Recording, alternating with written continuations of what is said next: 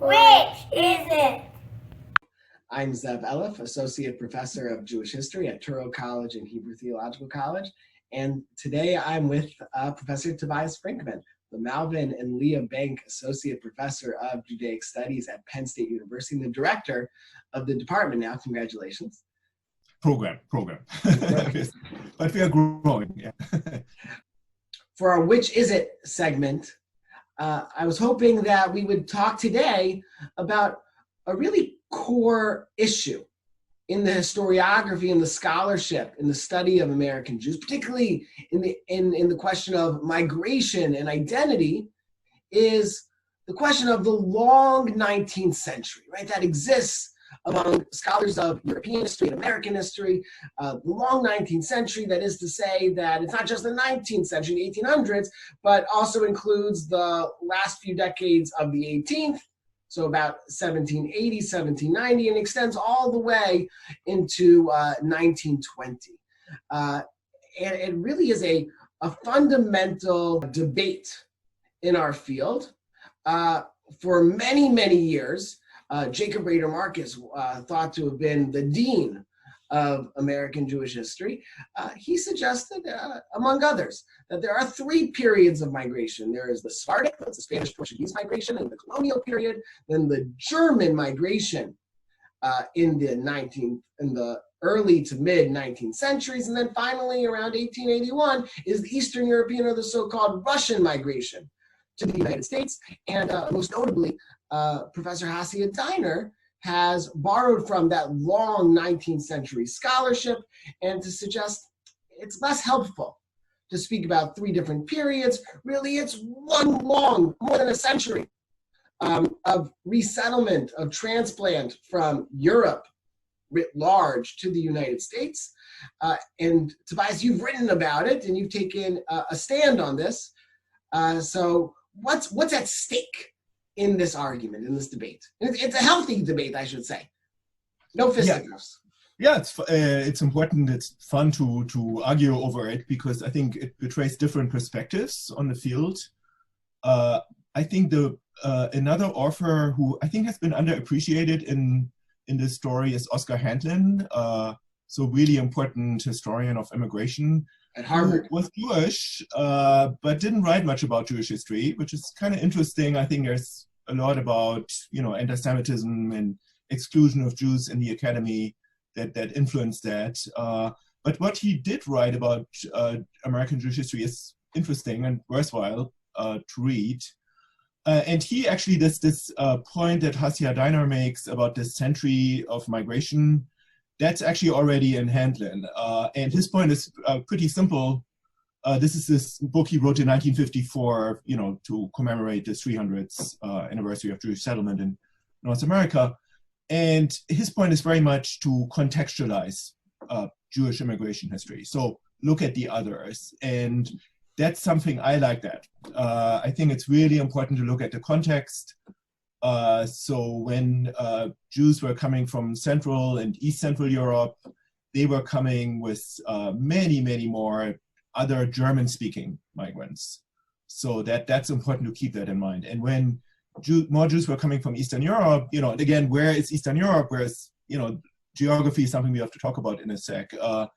But there were many other migrants from Eastern Europe, Poles in particular, or Catholic Polish speakers, to be extremely careful, Lithuanians, Czechs. If you look at a place like Chicago, you have all these groups. And so it's important to look at the context. And I'm only going to say very briefly about the colonial period. It's really complicated, right?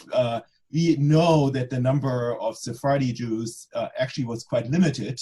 So there were more Jews who were Ashkenazi, but they kind of adopted to these small congregation or synagogue. The cultural import of the Spanish-Portuguese community loomed quite large. So even the first breakaway synagogue in American Jewish history is B'nai Jeshurun, specifically because the Ashkenazim say, we don't want to pray, worship in your Sephardic right. And even though it was, by all accounts, a majority Ashkenaz in that population, the cultural migration was very much planted.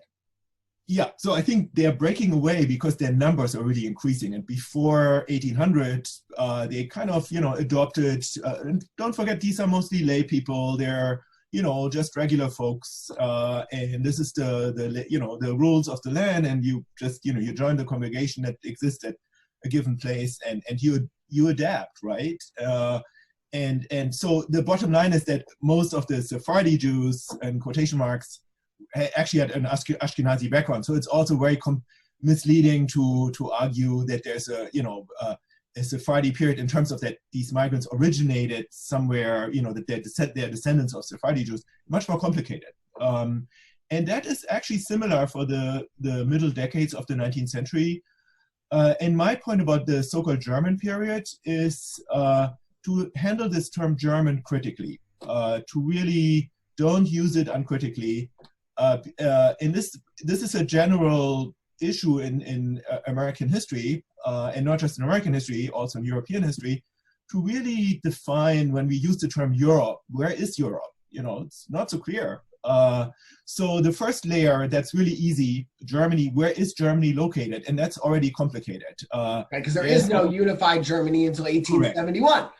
Correct. So it doesn't exist, and what exists is this loose federation, and but there are a lot of people in places like Odessa who culturally have an affinity to, German culture. That doesn't mean that they consider themselves to be German, but they're very interested in ideas in German culture, and this cultural Germany is not tied to a specific, certainly not to a specific political space, and geographically, it's also complicated. So Central Europe is probably a better term when we talk about where do people come from in this period.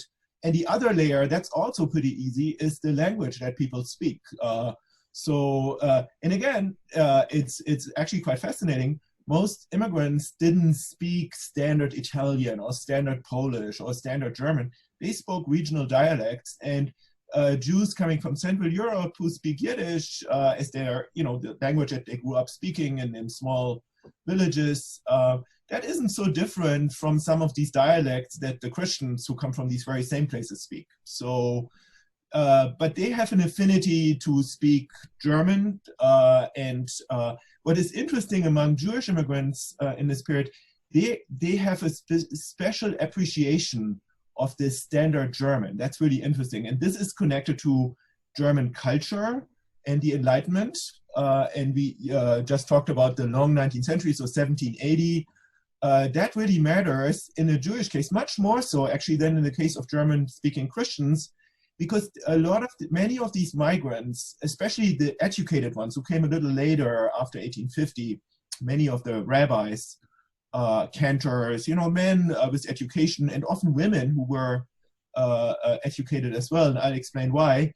They were really tied to sort of an idea of modern Judaism. So this is the Reform Project, and that's very closely tied to Enlightenment ideals. And so why does this all matter? Jewish communities in the German states promoted primary elementary education for Jewish boys and girls in the early 19th century. Why?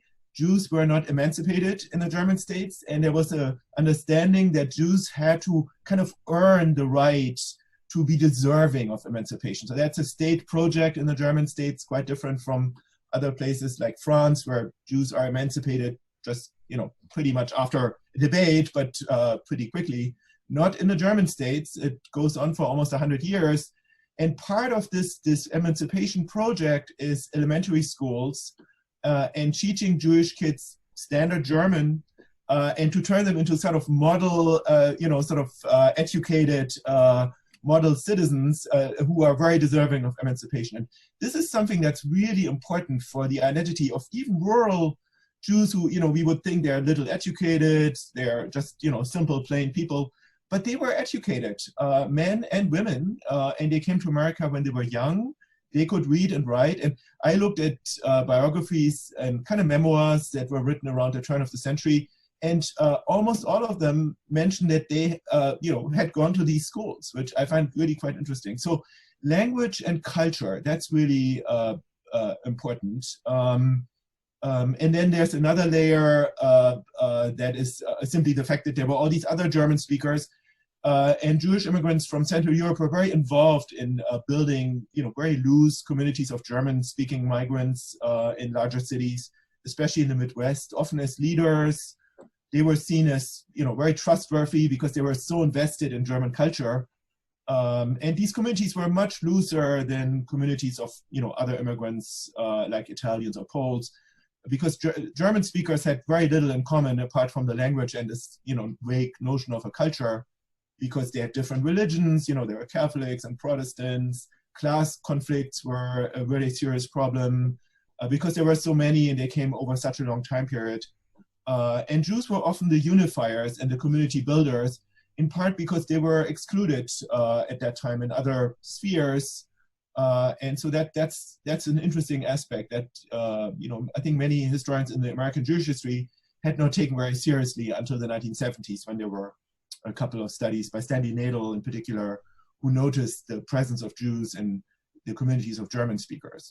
So while it's absolutely true is that Jews from all different locales migrated from Europe to the United States, Russians, certainly French Jews, English Jews, and it's hard to call something Germany for 1871. Notwithstanding that, culturally, the communities that absorbed and took in these Jews also imbibed that spirit of German culture. Yeah. And don't forget, Germany is really a place where the best universities and education was located in the 19th century. So many Americans in this period, so we're talking about the period between 1820 and the end of the 19th century, many educated Americans went to study at universities in Central Europe, Göttingen in particular, later Berlin. So it was a little bit today, what we are today perhaps associated with Ivy League schools.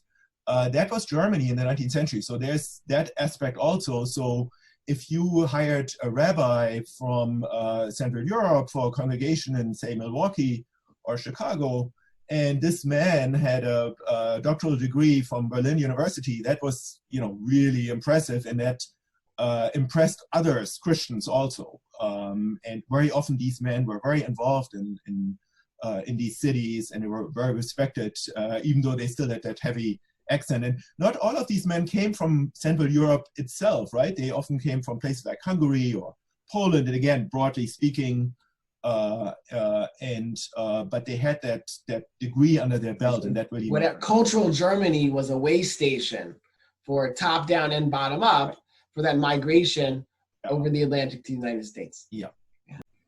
Thanks for clicking and learning. And here are some links to related videos. And subscribe. Don't miss out to making meaning of the past in the present for the future.